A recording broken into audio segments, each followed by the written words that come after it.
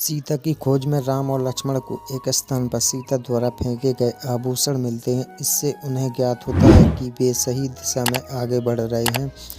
तभी वन में उनका सामना कबंध राक्षस से होता है। कबंध राक्षस एक विशालकाय डरावना राक्षस है जिसकी एक आंख है, गर्दन नहीं है। उसका शरीर मोटे मांस के पिंड जैसा है। वह अपनी 1 योजन लंबी भुजाएं बढ़ाकर राम लक्ष्मण को घेर लेता है। लक्ष्मण तलवार से दोनों भुजाएं काट देते हैं। कबंध राम और लक्ष्मण को अपना वास्तविक परिचय देकर बताता है कि ऋषि स्थूलधिरा के श्राप के कारण वह गंधर्व से राक्षस बन गया है। राक्षस को ब्रह्मा का वरदान है कि उसे किसी शस्त्र से नहीं मारा जा सकता। इसलिए राक्षस राम लक्ष्मण से कहता है कि वे उसके शरीर को गड्ढे में डालकर जला दें। इससे वह श्राप मुक्त हो जाएगा और गंधर्व रूप में वापस आकर सीता का पता बताने में उनकी मदद करेगा। राम राक्षस की चिता जलाते हैं।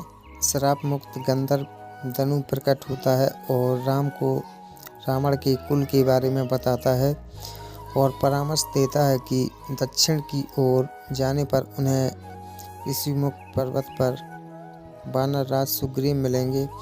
उनसे मित्रता करके वे सीता की खोज कर सकेंगे और अंत में रावण पर विजय पाएंगे।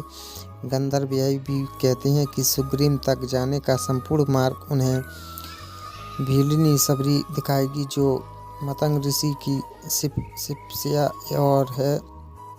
वर्षों से प्रभु राम के आने की प्रतीक्षा कर रही है।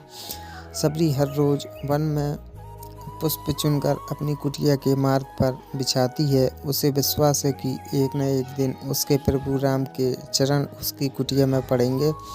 आखिरकार वो घड़ी आती है। राम लक्ष्मण सबरी की कुटिया में प्रवेश करते हैं। सबरी उन्हें खाने के लिए बेर देती है। हर बेर मीठा हो यह सुनिश्चित करने के लिए सबरी ने उन्हें चखा हुआ है। राम उनकी भक्ति पर अभिभूत हैं। वे चाव से बेर खाते हैं। लक्ष्मण राम को सबरी के झूठे बेर खाता देख मोह बनाते हैं, लेकिन बड़े भाई की आज्ञा पर उन्हें भी सबरी के झूठे बेर खाने पड़ते हैं। सबरी उन्हें बताती है कि उनके गुरु के तपोबल के कारण मतंग वन के हिंसक पशु भी हिंसा छोड़ चुके हैं। वनस्पति सदैव हरी भरी रहती है। सबरी यह भी कहती है कि ऋषि मतंग उसे सीता की खोज से निकले राम को सुग्रीव का पता बताने की आज्ञा देकर परलोक सिधार गए हैं। सबरी बताती है कि यहाँ से आगे जाने पर उन्हें पंपापुर सरोवर मिलेगा। उसके निकट 2 पर्वत श्रेणियों पर उन्हें सुग्रीव और हनुमान मिलेंगे। इसके बाद राम सबरी के साथ ऋषि मतंग के दिव्य साधना स्थल के दर्शन करने जाते हैं।